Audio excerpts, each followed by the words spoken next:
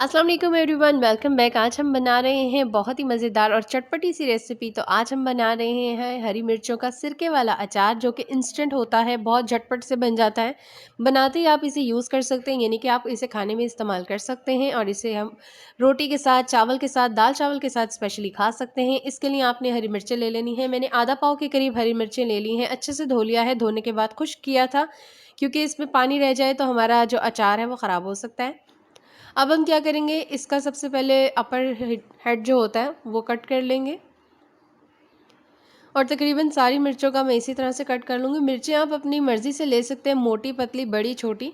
तो मैंने थोड़ी सी छोटी ली है, क्योंकि मैं साबुत मिर्च डालना चाह रही हूँ, इसलिए मैंने सिर्फ इसके दरमियान से कट लगाना है। इसको मैंने छोटे छोटे स्लाइसेस में कट नहीं करना, क्योंकि मेरी मिर्च का साइज़ भी काफ़ी छोटा ही है।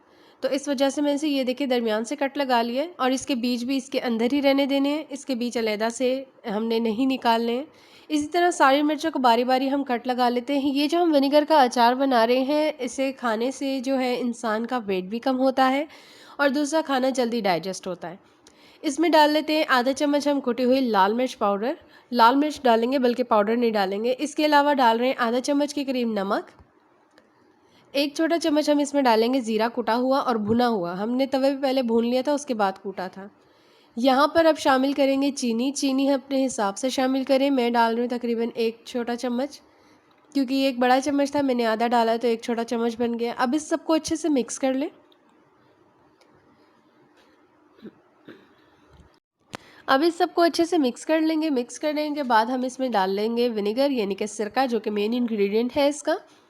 सिरका आपने उतना लेना है जितने में आपकी हरी मिर्चें अच्छे से डिप हो जाएं, और आपने इसे रखना है एयर टाइट जार में। एयर टाइट जार में अगर आप रखेंगी तो आप इसे तकरीबन 1 माह से ऊपर तक यूज़ कर सकेंगी।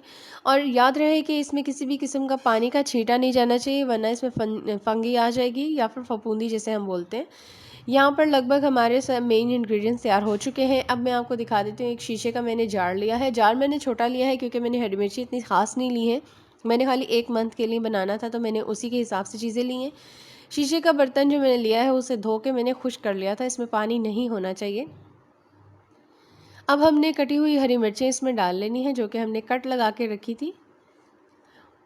और ये जो हरी मिर्चें हैं, आप दाल चावल के साथ या सिर्फ रोटी के साथ या सुबह नाश्ते में पराठे के साथ भी खाएं तो बहुत ही मज़ेदार सी होती है। झटपट से बनने वाला हमारा लीची अचार एकदम तैयार है। अगर आप मेरे चैनल पर न्यू हैं तो सब्सक्राइब कीजिएगा, ताकि ऐसी ही मज़े मज़े की रेसिपीज़ आपको डेली देखने को मिले और आप सीख सकें घर में ही कुछ अच्छा और कुछ नया।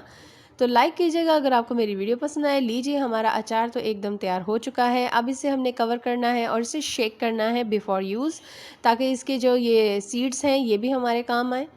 लीजिए, हमारा अचार तैयार है। Thanks for watching. अल्लाह हाफ़िज़।